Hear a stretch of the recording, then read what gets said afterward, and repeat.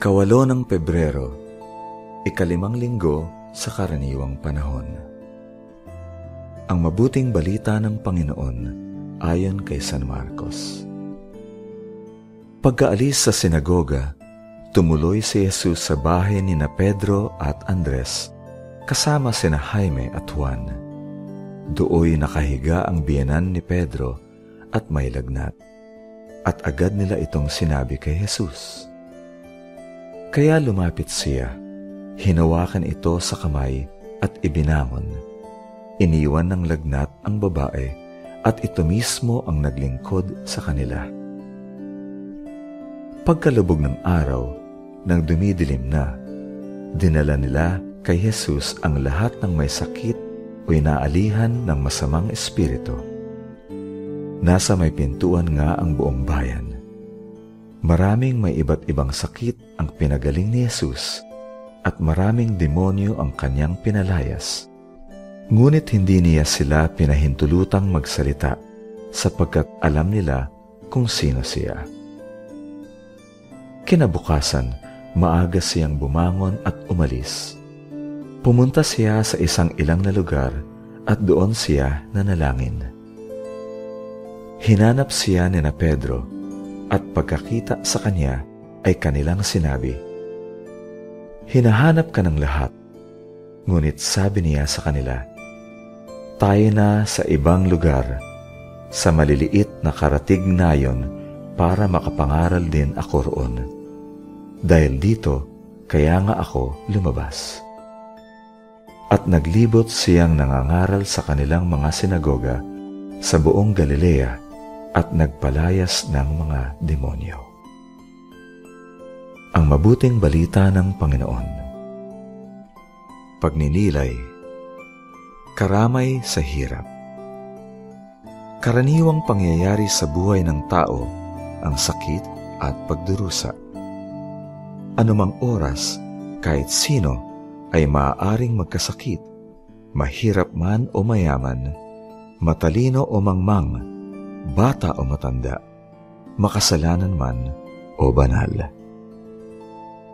Maging si Job ay nagkasakit din at dumanas ng matinding paghihirap ng katawan at kaluluwa. Mismong si Yahweh ang nagsabi, "Walang sino man sa lupa na mabuti at matuwid na gaya niya, isang taong may pitagan sa Diyos at umiiwas sa masama."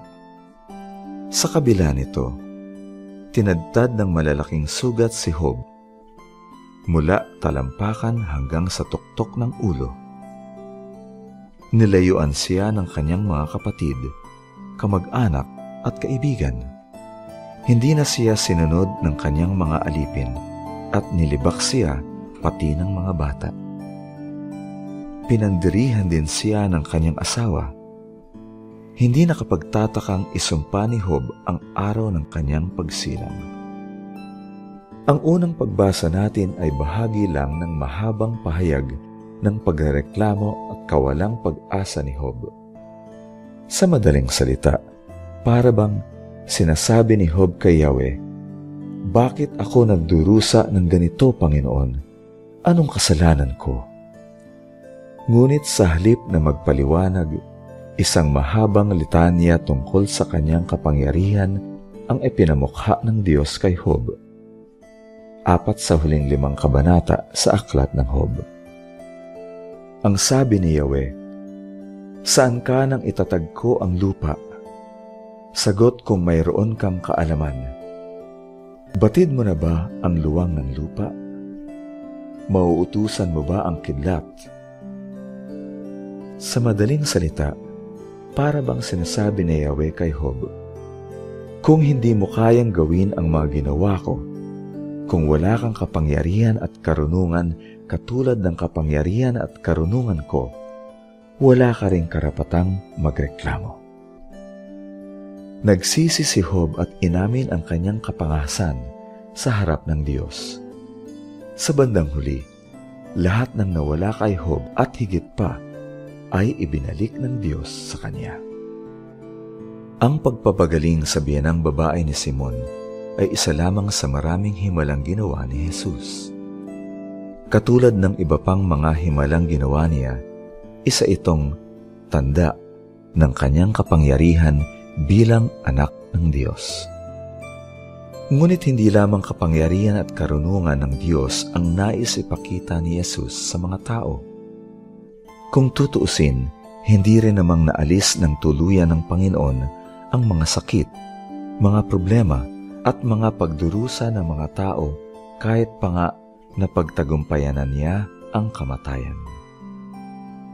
Patunay lang na hindi iyon ang pangunahing dahilan ng pagiging tao ng anak ng Diyos. Naparito si Jesus sa mundo hindi lang upang ipakita ang kapangyarihan ng Diyos, kundi higit sa lahat upang ipakita sa mga tao na ang Diyos ay pag-ibig. Sabi ni Juan Evangelista, "Ganito nga kamahal ang Diyos ang mundo, kaya't ibinigay niya ang kanyang bugtong na anak upang hindi mawala ang bawat nananalig sa kanya, kundi magkaroon ng buhay magpakailanman." Kaya naman sa mga oras ng mabibigat na dagok ng buhay, pinalalakas ni Pablo ang ating loob. Natitiyak kong kahit ang kamatayan at buhay, kahit ang mga anghel at pamumuno ng kasalukuyang panahon o ng darating, kahit ang mga puwersa ng kaitaasan o ng kalaliman, natitiyak ko na sa mga nilikhay walang makapagwawalay sa atin sa pagmamahal ng Diyos na na kay Kristo Jesus na ating Panginoon.